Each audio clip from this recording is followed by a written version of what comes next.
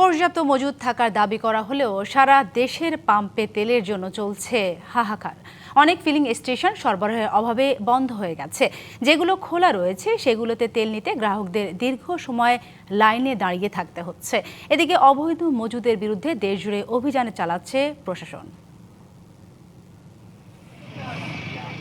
রোদ বৃষ্টি উপেক্ষা করেও তেলের জন্য ঘন্টার পর ঘন্টা অপেক্ষায় বলে দেয় যেখানে সময়ের চেয়ে তেলের মূল্য বেশি। সাতক্ষীরায় ভোর থেকে গভীর রাত পর্যন্ত অপেক্ষা করেও চাহিদা অনুযায়ী তেল পাচ্ছেন না অনেকে। তেল কোম্পানি থেকে যে পরিমাণ জ্বালানি দেয়া হচ্ছে তা চাহিদার তুলনায় কম, তাই গ্রাহকের চাহিদা পূরণ করতে পারছে না পাম্প সংশ্লিষ্টরা।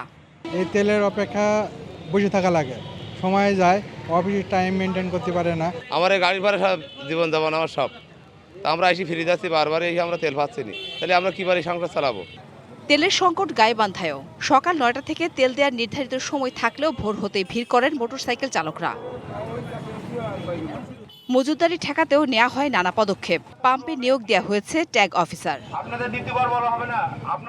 নাটোরে তেল সংগ্রহ করতে পাম্পগুলোতে ভিড়, চাপ সামলাতে হিমশিম বিক্রেতাদের। আজকে যদি তেল না পাই তাহলে আমার হয়তো অফিসে যাওয়া সম্ভব হবে না গাড়িতে চড়ে।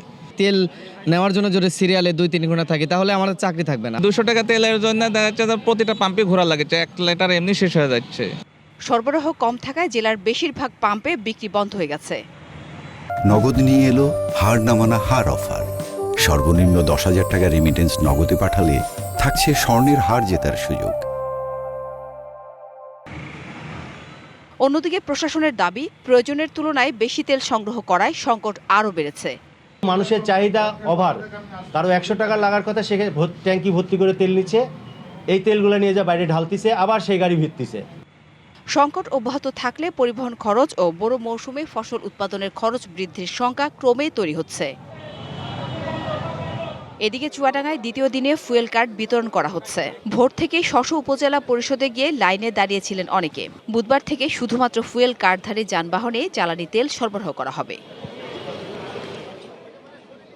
তবে সিলেটের ফিলিং স্টেশনগুলোতে তেমন কোনো ভিড় বা দীর্ঘ লাইন দেখা যায়নি।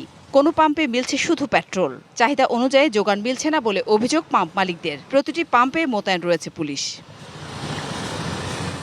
জান্নাত সাথী, ডিবিসি নিউজ ডেস্ক।